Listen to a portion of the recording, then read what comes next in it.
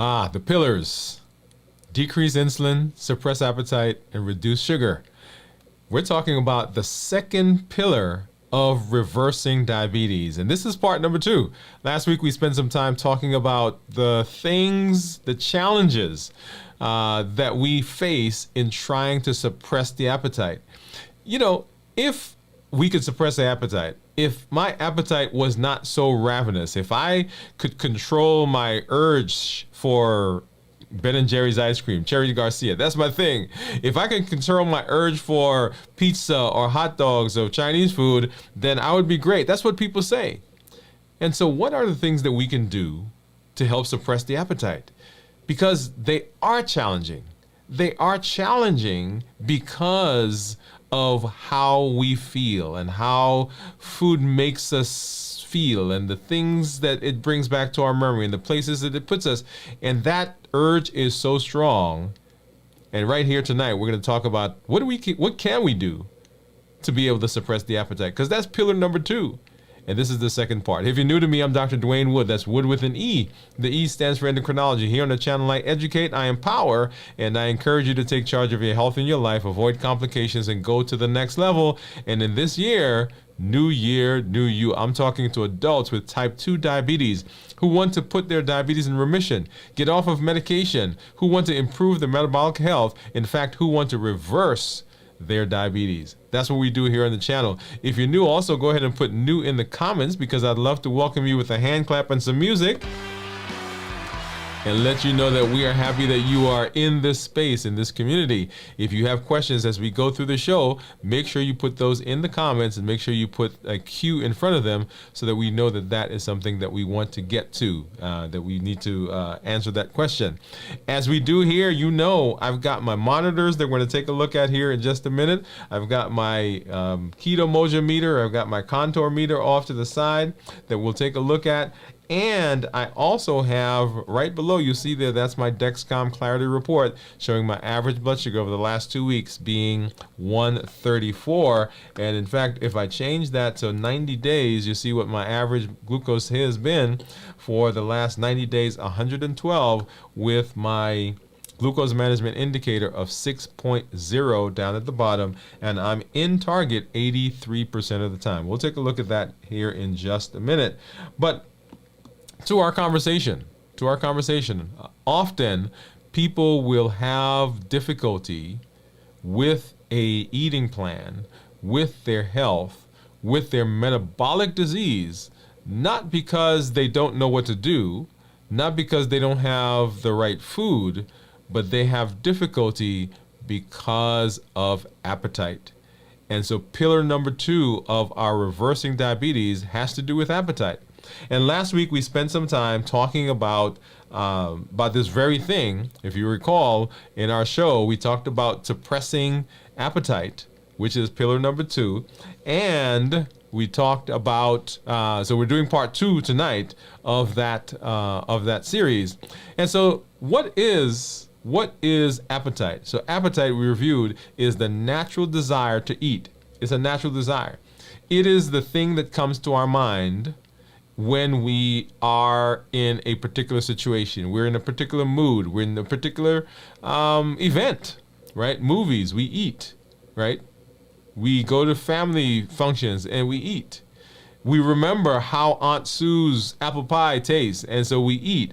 And oh my goodness, Christmas is coming up or Thanksgiving is coming up, and we remember that dressing that cousin so-and-so made, and I'm gonna have some. I'm not hungry, but I just can't wait. I'm anticipating it. When I go to New York, personally, I'm looking forward to having some pizza. I don't think about it when I'm here. I don't buy pizza. I don't go to the pizza store. But when I get on that plane, one of the first things I begin thinking about is pizza. And that is appetite. So appetite is different from hunger because hunger is a basic physiologic need for food. Hunger says that I need energy in the body right now. It's not that I think I need. It's not a desire. It's not, it makes me feel good. It's not because it's a particular occasion. It's because my body right now needs food. It needs energy. And that is the difference between hunger and appetite. We often eat because of appetite and not because of hunger. And so we reviewed and we went through and talked about some of the challenges for regulating appetite, right? So why is regulating appetite challenging? Because we said that there were hormonal and physiologic issues, right? So the hormones are flowing, and when those hormones get disrupted, they cause it to be difficult for us to manage our appetite, because they force us, they push us, if you will, in a direction to eat. Emotional and psychological factors, kind of like being on that roller coaster. When you go up, it doesn't matter what you do at the top of that roller coaster, it's coming back down, right? Yes. And then environmental and social cues, right? So we go, we have these functions, we have these social cues. The family is sitting to eat. We go to that particular restaurant. We go to that particular place where we eat, and there's that particular thing, that food, that dessert, that whatever that is so good at that place that we end up going there, and that's what we eat. We eat because of diet and nutrition. The types of things that we are used to, the taste, the crunch, the feel, all of those, and we're not probably putting together the right combination of foods so that we are more hungry, right? So we can have a food that has high calories with small size, and you put that in the stomach, and it doesn't even stretch the stomach. And so the hormones never, the brain never gets the signal that there's something in our stomach, but the calories are there. Right? So diet and nutrition. We have difficulty because of lifestyle and behavioral habits.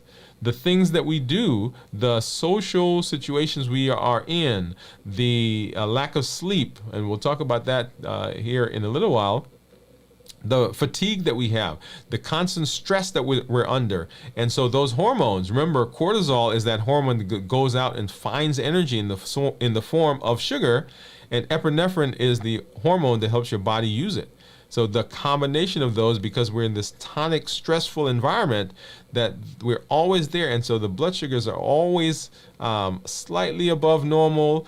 Insulin is there because the blood sugars are high. The cortisol is there. The cortisol is causing those spikes, and we get into that vicious cycle. Okay, genetics and biology. There are certain things that are predisposed.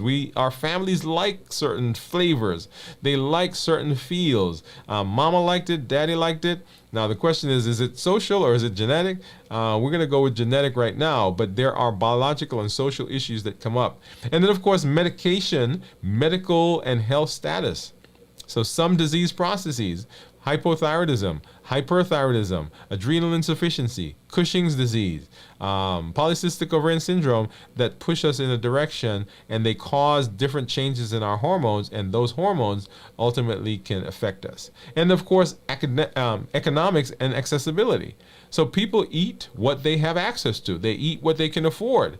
And so that sets up lots of different consequences downstream for us. These are some of the challenges that people will go through as they are trying to manage their appetite.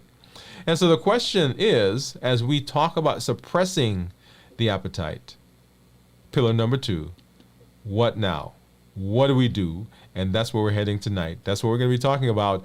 What are some things that we can do to help us deal with the challenges that we find ourselves in? And you'll see the list there. Of course, the first one is adding a balanced nutrition to your daily, weekly, monthly lifestyle regimen. But before we get there, let's hop back over. I want to take a look at what my blood sugars are. And here is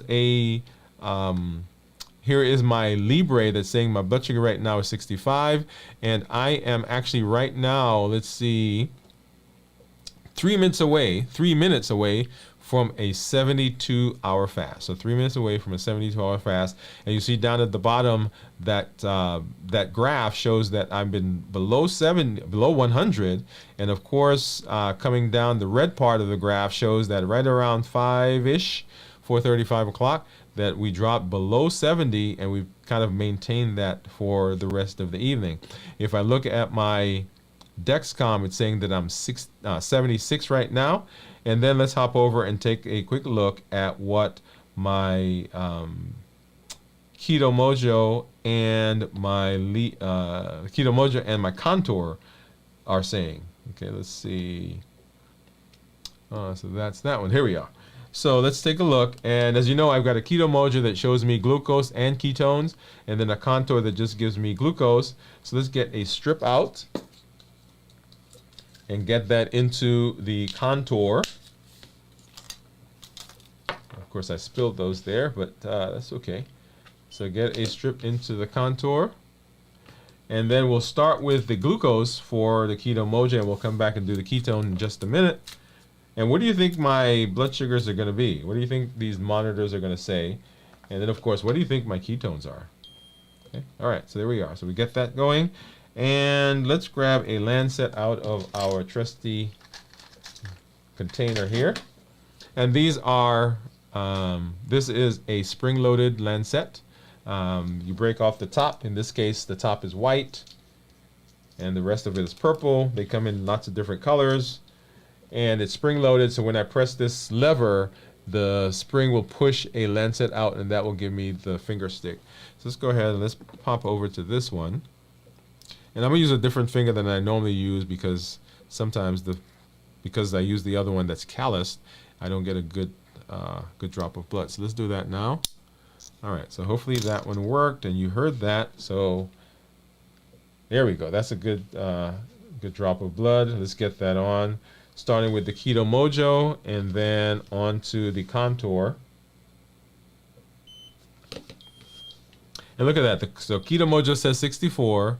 Contour says, in just a minute there, 66. And then my Libre says 66, which is keeping with the contour. And then the Dexcom says 76. Okay, so you can see that. And then let's go ahead and get this strip out of the keto mojo, and we'll put the ketone strip in, and we'll see what the ketones are. So right now, like I said, 72 plus hours. So 72, a little over 72 hours now. So let's go ahead and get a good drop. Okay, and we'll see what that is. And of course, like I normally do, I'm going to tease you guys because I'm not going to show you exactly what it turns out to be right now. We'll come back and look at that here in just a minute. All right. So we're talking about part 2 of reversing diabetes. Well, we're talking about reversing diabetes, and we're dealing with part 2 of the second pillar. And the second pillar, as you recall, is suppressing the appetite. And that's the review that we just did. So let's hop in and let's talk about what do we do? All right, so number one, well, let's go through that list. Let's look at that list again. Number one is adding balanced nutrition. Nutrition, a balanced diet is fundamental, right? Is fundamental in managing your appetite effectively. And why is that the case? So proteins, for example, when we're talking about balanced diet, we're talking about the ability to put together a meal that is nutrient dense and not calorie dense. Nutrient dense and not calorie dense. When we talk about a balanced meal, we're talking about a meal that contains all of the vital things that you need. Some protein, we've got some fat in there. In fact, let me do this. I want to hop over and pull up. If you know, we've been doing the challenges, and every month we've had a challenge, and one of the challenges was to create a meal. Let's see, where is one of the challenges was to create a meal, and here we are. Right, so this is a balanced meal. This is a meal. When we talk about a normal meal, this is it right here. So the challenge was to create a meal that had whole foods, that minimized processing, that had no added sugar, that had starchy and non-starchy vegetables, healthy fats, lean protein, that was tasty, and that had the appropriate portion size. Okay, so when we're talking about a balanced meal, we're talking about a meal that fits these parameters, that has carbs, has some protein, has some fats in there, and that helps to satiate you. So when you eat a balanced meal,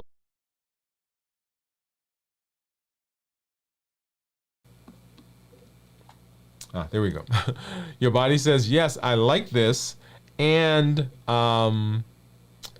because I like it and because I have everything that I need, I don't have to go get anything else. I don't have to think about the cornbread. I don't have to think about the dressing. I don't have to think about the ice cream or the cake or the candy or the donut or whatever it is that right now is going through my mind. Okay? So a balanced diet.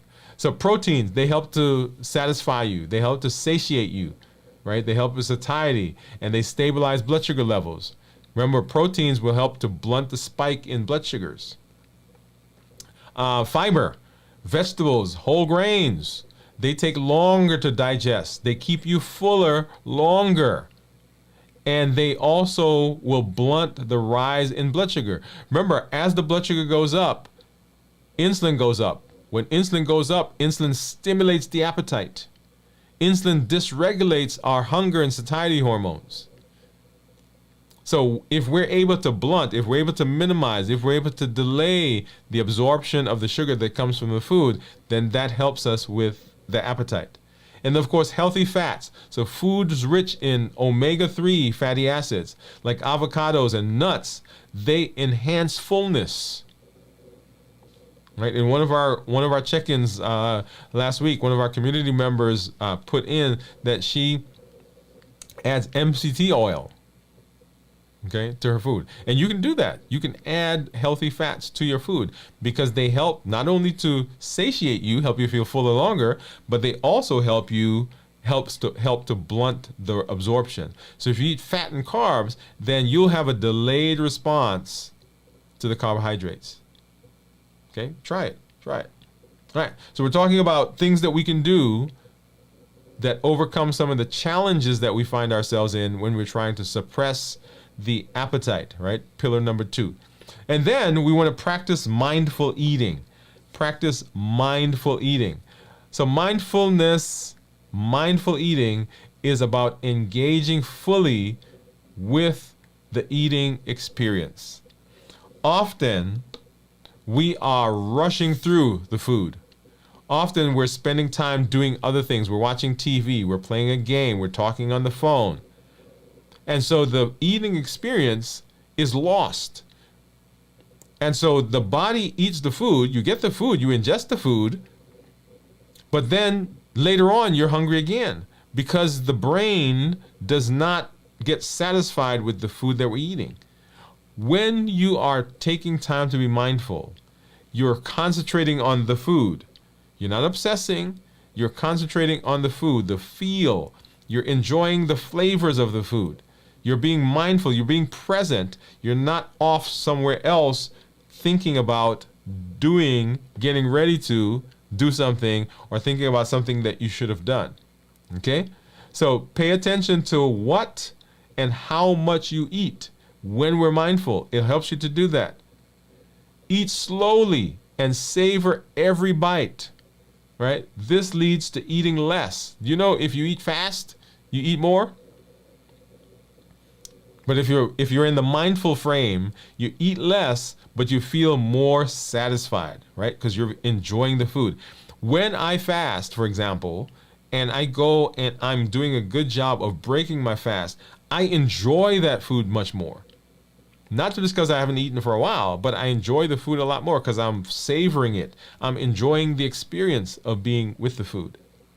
And then it helps you to learn to recognize when you're hungry or whether you're eating out of heat, right? Remember our acronym HEAT, H-E-A-T, habits, emotions, access, and taste. Those are the things that will push us through our decision to eat a particular or not to eat a particular thing. The habits that we form, the routines that we go through. We eat just because it's time to go to watch movies. We eat because we get together with that friend. We eat because we go to that place. We eat because of emotions, right? Emotions will push us through. We'll talk more about that here in just a while. And access. Are things just around? Do they just happen to be in our environment? And we eat because of that. And then we eat because of taste. The perfect combination of fat, of sugar, of salt, the bliss point. And we eat not because of the food, we eat because of what it does, the space that it puts us in, the memories that it brings back to us. So when we're mindful, we're able to tell, are we eating because we are hungry, or are we eating because of habits, emotions, access, or taste? And then we want to stay hydrated. Hydration is huge. Hydration is essential. Drinking enough water is crucial. Thirst can be mistaken for hunger. How many times do we go eat something and it's actually just that we're thirsty? I've got my cup here. New year, new you. Right? How often do we eat just because we're thirsty, not because we're hungry? Staying hydrated helps avoid snacking. Right? I was going to put healthy snacking, but it avoids snacking. So we're not talking about whether it's healthy or non-healthy snacking. We don't want to snack. There's no reason for us to snack. If we're satisfied, if we are full, if we've eaten. Right? People say, I snacked because I'm hungry. No, you're not hungry. You snack because you've gotten into the habit of eating. Drinking a glass of water before meals can help you fill your stomach and naturally reduce your food intake. Because remember, some of the hormones, the hunger hormone, it is affected by the stretch of the stomach. So if the stomach is full, it's stretched because you have water, because you drank a glass of water, then the signal to the brain says, hey, I'm not full. So when you eat something, well, I shouldn't say it's full, you're not full then, but when you eat something, the water along with the food sends that signal out, and the body allows you to stop. The brain says, okay, let's stop eating now. So staying hydrated, another one of those things we can do to overcome the challenges that we find when we're trying to suppress the appetite. Get regular exercise. It is key to the benefits that we get. It is key to suppressing the appetite. Okay? So it helps burn calories. Boom. There you go. Big one. It helps affect your mood. Positively affects your mood. It increases your energy level. It helps you feel more energized. It significantly reduces cravings. Yeah. So as we're exercising, we're burning calories. Your blood sugar is going down because we're using up some of that. When blood sugar goes down, insulin goes down. When insulin goes down, the cravings, the appetite is not stimulated. Boom. There you go.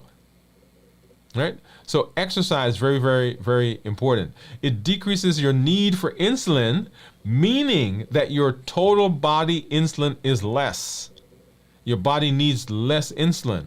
It sensitizes your body to insulin so that, once again, when the blood sugar goes, well, when the insulin goes down, because you are burning the sugar by exercising, so you don't need as much insulin, insulin goes down, the appetite is not stimulated. Okay? So we're talking about the things that we can do. So now what? What can we do to help suppress the appetite? Next is get quality sleep. Get quality sleep. When we're talking about sleep, we're talking about the benefits that come from it. And often we underestimate the power of sleep. So lack of sleep disrupts hunger hormones. Remember ghrelin and leptin. Those are those hormones that are in our brain. So when we don't get enough sleep, then those hormones are disrupted. And when they get disrupted, then that will tell us that we're not full, because leptin is disrupted, right? So remember, that's the satiety hormone. And it will tell us that we're hungry, because ghrelin is disrupted. So lack of sleep will cause that. Poor sleep leads to increased appetite, as we just described, right? So we want to get 7 to 9 hours of quality sleep. Notice I say quality sleep, because just because you lay in the bed and you fell asleep and you are thinking and you are in pain and somebody calls you on the phone and all the things that go on, you wake up because you left the TV on, the lights are on. So you're sleeping, but you're going in and out of sleep. And that is not quality sleep. So you want to establish good sleep hygiene. Go to bed at the same time. Yep. Make sure it's dark. Make sure it's quiet. Make sure you don't have screens on. Okay? If you're in bed for more than 20 minutes at a time, get out of bed and then go do something else. And when you get tired, go back into bed. Bed is for sleeping, and for intimacy. Boom, that's the two things. You shouldn't be playing crossword puzzles. You shouldn't be watching TV. You shouldn't be reading when you're in bed. So if you are not sleepy, if you get in bed and you're not sleep, after 20 minutes, get up and do something else, right? So you want to get good quality sleep. And when you get good quality sleep, it helps your hormones stay balanced. Yeah, those same hormones that we just talked about, it helps them stay balanced. So make sure you're getting good quality sleep. Once again, we're talking about what do we do to help with suppressing the appetite. Next, you want to manage stress effectively. Manage your stress effectively. Yep.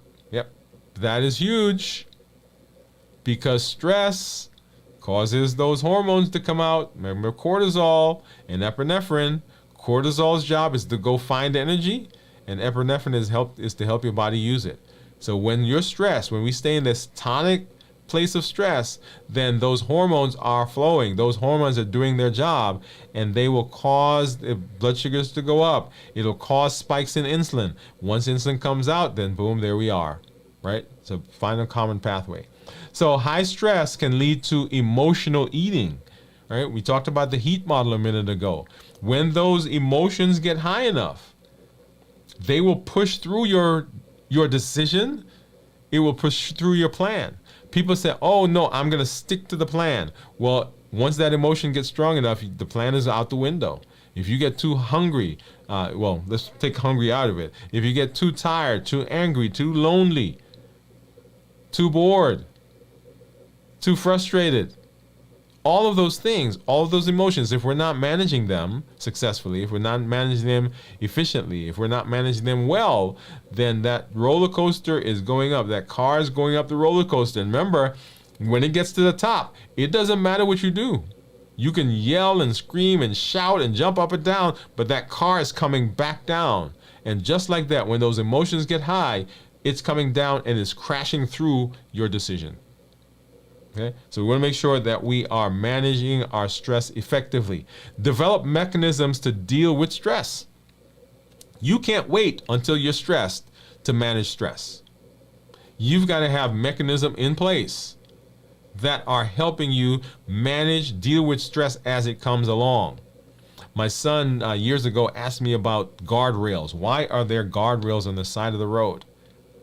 He said nobody drives their car over off the road. I said no, but if they do, they're happy the guardrails are there, because the guardrails, once you hit the guardrails, you know that something's going on. You need to get back on. And so what we need in our lives are guardrails that are helping us stay centered, stay focused. So you want to develop those mechanisms to deal with stress. Yoga, meditation, walking, all of that can reduce stress. All right, I talk a lot about the power of now. Right, that says that right now, I'm okay. The last moment may have been terrible. The next moment may be horrendous. But right now, at this moment, I'm alive, I'm breathing, I am okay. And so in the book, he gives lots of different things, So I get in the shower, and sometimes I'll count the water drops. At least I try to count them as they're hitting my body, right? Because once my mind is counting, it can't think about other things. I'll sit and I'll watch the leaves outside the window on the tree that's right out here, right? So count the leaves on the tree. I'm driving in the car and I'm feeling the vibration, right? I'm being mindful. I'm being present. I'm managing my stress. At work, sometimes my team will see me disappear, and I'll go into my office and I sit there, right? I may pick up the phone and call someone. Or sometimes I'll just sit there for a moment. And I'll go to my favorite place, St. Simon's Island. I've talked about it before. If you don't know that story, go find one of our videos and you can hear that story. St. Simon's Island. So whatever you do to manage your stress, it improves your relationship with food. And ultimately, that's a big one, right? Because our relationship with food sometimes is not the healthiest. But when we are managing our stress, then we don't turn to food as a buffering behavior.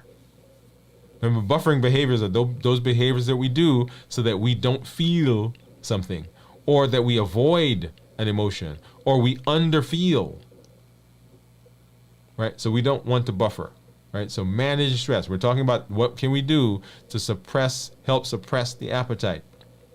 Next, we want to try some natural supplements. There are lots of things that are on in the world, in the community, that's on the market that can help. Supplements like green tea extract that has been shown to increase metabolism and help with fat burning. Right? And when we're burning fat, when we increase the metabolism, then we're burning through sugar. When the sugar is going down, guess what? The insulin is not spiking and the appetite is not being stimulated. Fiber supplements, right? Like psyllium husk, can promote satiety and help to control hunger. So lots of things that are out there that can help with the hunger control. And that is the thing. I had a lady say to me, and you can see her story on our website. She said, if you can help me control my appetite, then I could lose weight. If you can help control appetite, then I could lose weight. It was that big. And for a lot of people, that's where they find themselves. The appetite is the thing that causes the big problem. Okay, so try some natural supplements, and then join a community. You guys knew this one was coming, right? Join a community. When you are in community, when you are in a space where there's support, where there's accountability, then we can be effective. Okay, so joining a community. This is joining a community of like-minded individuals can provide encouragement and accountability. Yeah, they can, like you see when people come on here, when they're sharing their stories, they will say, hey, I've had this challenge, or I've had this success, or I've had this thing that I'm doing. We have several community members that have gotten off medication, who are losing weight. We have one person whose BMI dropped by 10 points. Someone who has an A1C that went down up from 12 down to the 6s. Right? You've seen my journey. And we'll share that here in later this week as we go through some of the check-ins. Actually, I think I'll show that here in just a little while so you can see one of my successes. Two of my successes, really, is the weight that I've lost. Right? So beautiful. So we can share experiences together. We can share recipes, tips that we can share with other people. And also we can work on this wellness journey together. So important to be in community, because just like we do here on the channel, we educate, we empower, and we encourage. And that encouragement is the community. The encouragement comes from the community. Because if we're not in community, then we are not as effective as we could be, and we may not be as efficient as we could be. But joining the community allows us to be in that space where we can say, hey, yeah, this is what's going on. Okay? All right. So what are we talking about? Once again, we're talking about how do we deal with challenges? So now what? Right? So now what do we do? Now that we understand what those challenges are, right? Now that we understand what the challenges are, how do we deal with them? How do we go about suppressing the appetite? And these are the things that you could put in place that will help you to suppress the appetite. Remember, pillar number 2 is suppressing the appetite. It is huge. If we can master the plate, if we can master the plate, then we can master a lot. Appetite is huge in the realm of metabolism. As a matter of fact, appetite is huge in lots of different areas, right? Because we use food as a buffer for a lot of things. All right, so let's go ahead and what I want to do, I said I was going to show you one of my successes. Let's talk a little bit about that. And one of my successes is, let's see, let's do this one. Okay, let's take a look at weight. Okay, so right now, 185.6 is my weight. And if you've seen my trends, right, so you see down there, kind of this is a weekly trend. But if we look back over the course of a couple of years, I think the highest that we have on this graph is, I think, 260. Yeah, 260. was my weight. That was January 31st of 2022. Okay? January 31st of 2022. And you'll see over the course of time that my weight has dropped. And so one of my successes has been that it's had this continual drop, this continuous drop. Now, in a downward trend. Now, it was not all, so look at that right in there, right? So it was not all linear. So I went up and went down, went up, went down, went up and down. But over the course of time, we are heading down to where we want to be. And then, so I think, is this one? Right, so 185 is what my my current weight is. And that's been a success for me, right? The last time I was in 185, actually the last time I was in the 100s was when I was probably just got out of high school. Right? So first started college. I think when I got married, I was 180, maybe 160, 170, 180. Okay, so right in college. So that's one of my successes. Another one of my successes has been, and I don't think I have that still here. Well, maybe. Let's see. Yeah. So right there, right in the middle, that's A1C, 5.8. That was the last time I saw my doctor, right? 5.8. I think that's what it says. Now, I think it's a little higher now, 6.1, I believe, is the last one. But for years, struggled with A1Cs.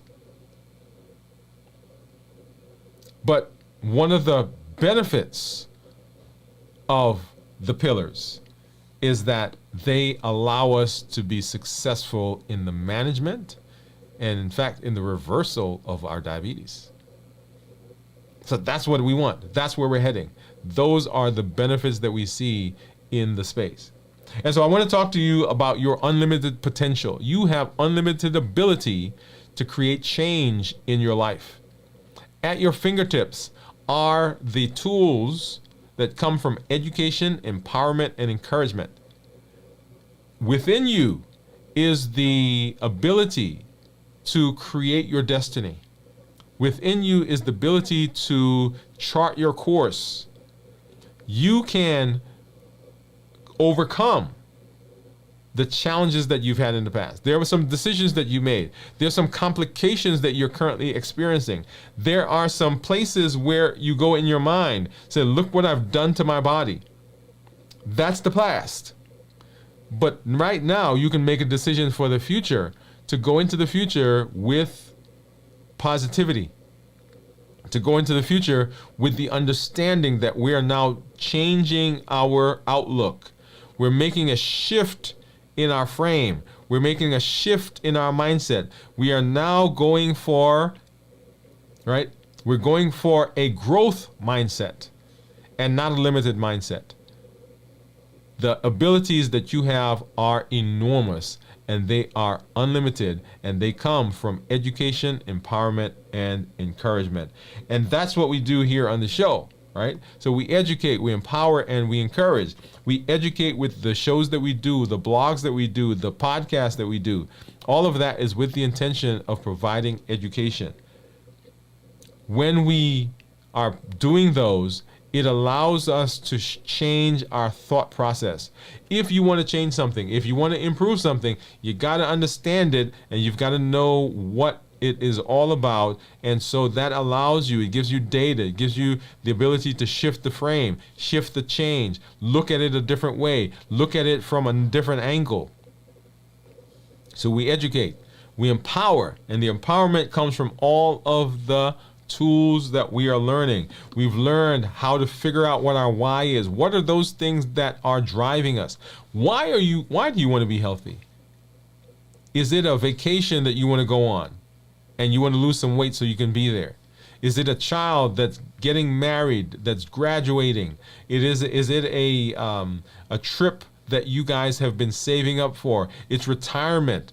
You've got a granddaughter, grandson that's coming, that's about to be born. You want to be around. You want to be healthy. You want to be able to throw the ball. What is it that's your why? Because that's what will drive you. And then we learned how to fast.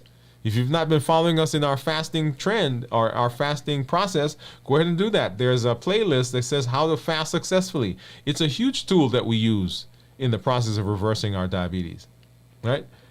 Tools, we're talking about tools. The HEAT model, which we just went through: habits, emotions, access, and taste. Emotional intelligence, understanding where you are, understanding how other people are feeling, and being able to use that for your benefit. Emotional intelligence. And then being able to manage your medication, evaluating them to say, which medication should I be on? Which one should I think about coming off? And the first one I always talk about, or first group of medications I always talk about, are those medications that either stimulate insulin or give you insulin. We're talking about type 2 diabetics, adults with type 2 diabetics. If you are taking insulin, the very first thing that you want to try is to get off the insulin. Because remember, insulin stores, right? So weight. Insulin stimulates the appetite. Insulin dysregulates our satiety and hunger hormones. Insulin can cause us to have fatty liver. Insulin can cause high blood pressure because it decreases the elasticity, the stretchability, if you will, of our vessels. All of those things. So insulin, first one to get off of. And then any medication that stimulates your body to make insulin is the next step.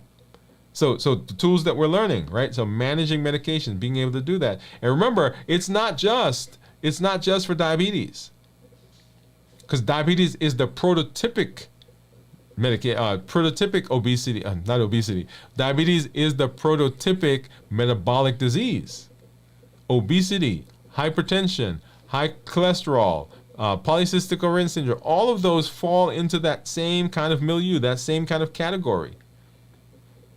And this process works for all of those because it works for the prototypic disease. Okay?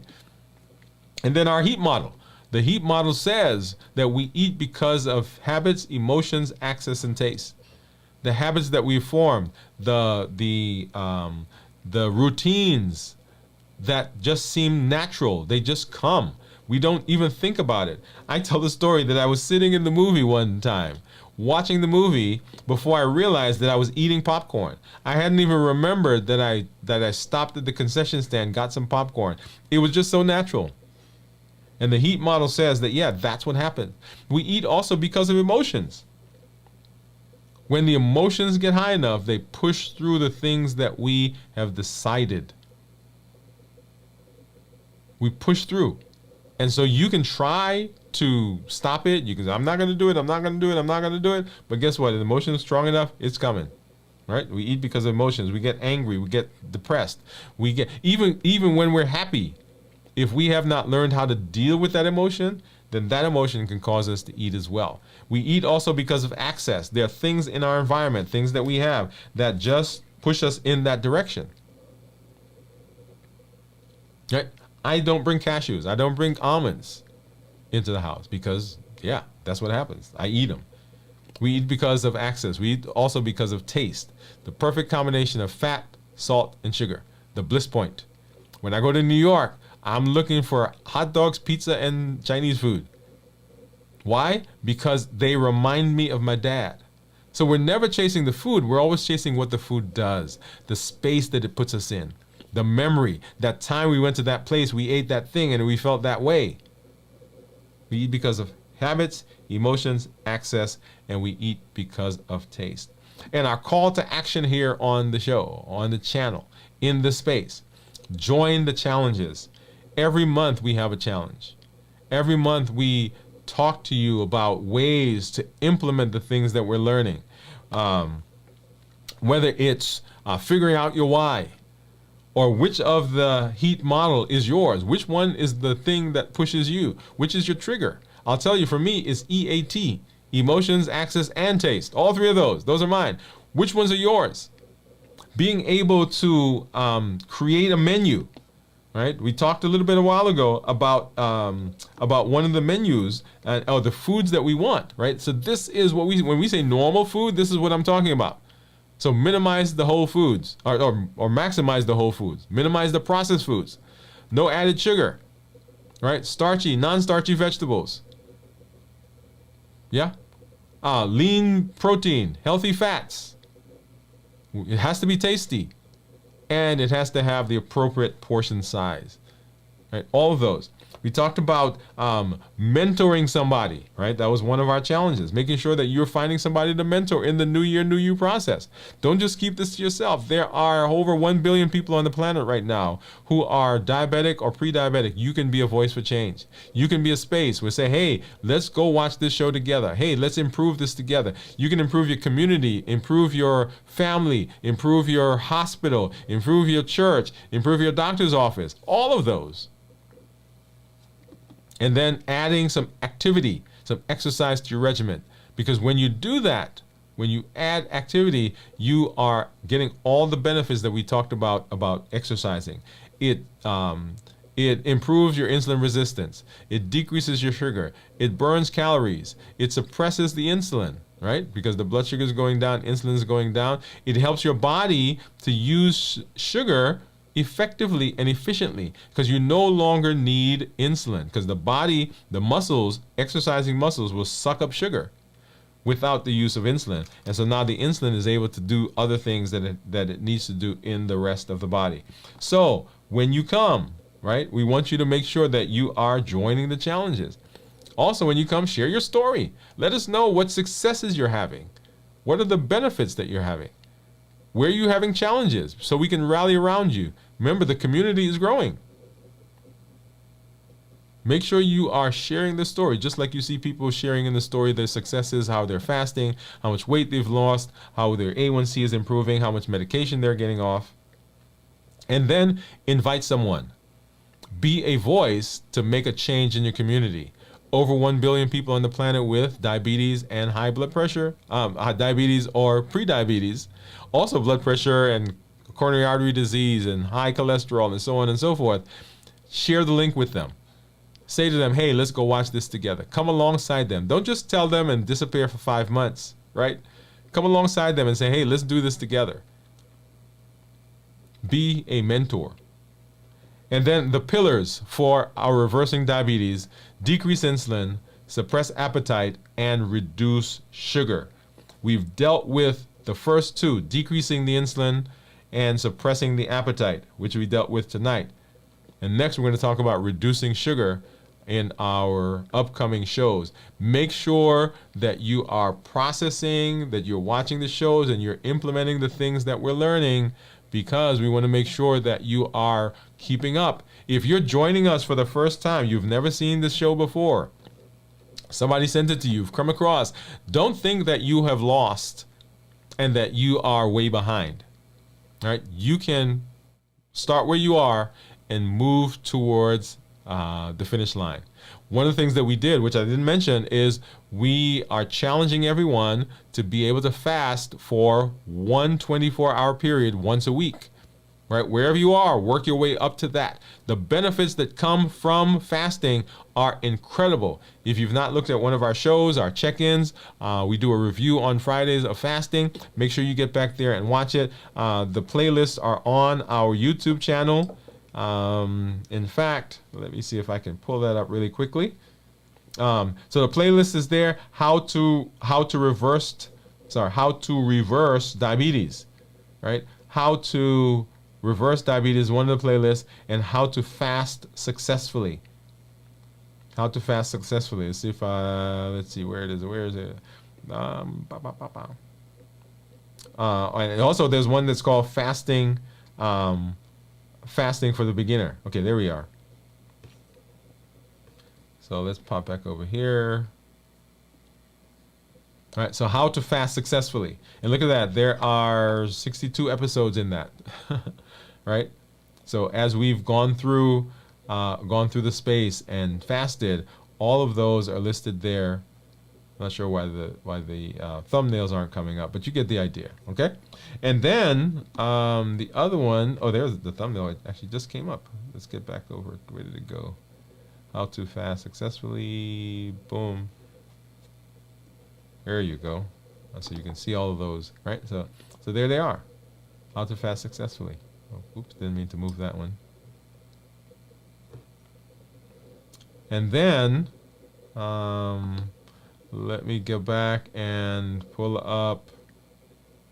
Here's the one that's called How to Reverse your diabetes. There it is. How to reverse your diabetes. Okay. So you can get that out there, and you can see all of those that are on the channel. They're there, right? So make sure that you're watching them. Make sure you're doing, and like I said, you can be in the space. You don't have to say, hey, I've lost time, right? Start where you are.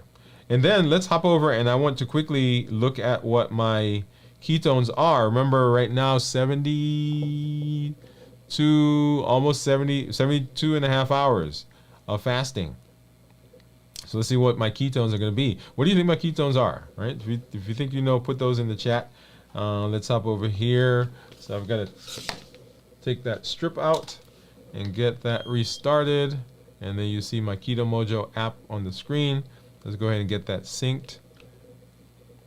Gonna pull it over. So what do you think? What do you think? What do you think it's going to be? All right, it says syncing.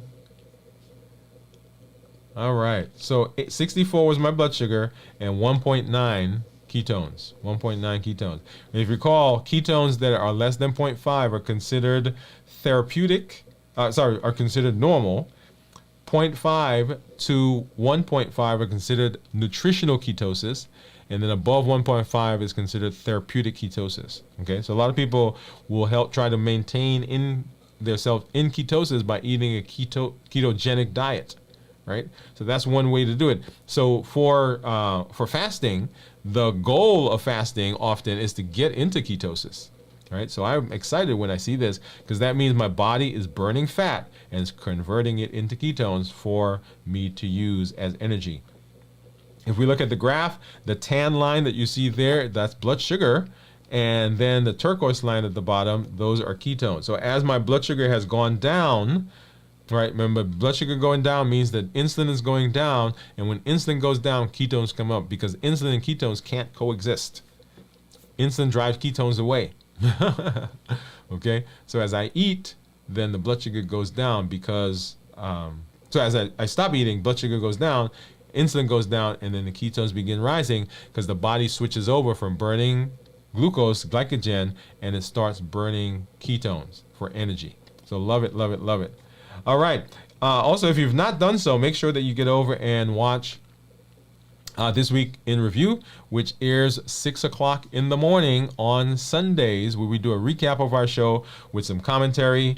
Great new addition that we've had to the show. People have talked and said that they're excited about that. If you have someone who misses the show, we love for you to be on the live, but if you can't make it, then you can in the morning on Sunday, you can catch up on what we've done that week, This Week in Review. As always, I am happy to be here with you. This is Dr. Dwain Woode, as I say. That's Wood with an E. The E stands for endocrinology. Here on the channel, I educate, I empower, and I encourage you to take charge of your health in your life, avoid complications, and go to the next level. And then this year, new year, new you. We'll see you later this week at our check-in, and then on Sunday, This Week in Review. And then keep an eye out. You will probably see me popping up through the week with some videos and maybe some a post here and there. Enjoy and have a great evening. Good night, everybody.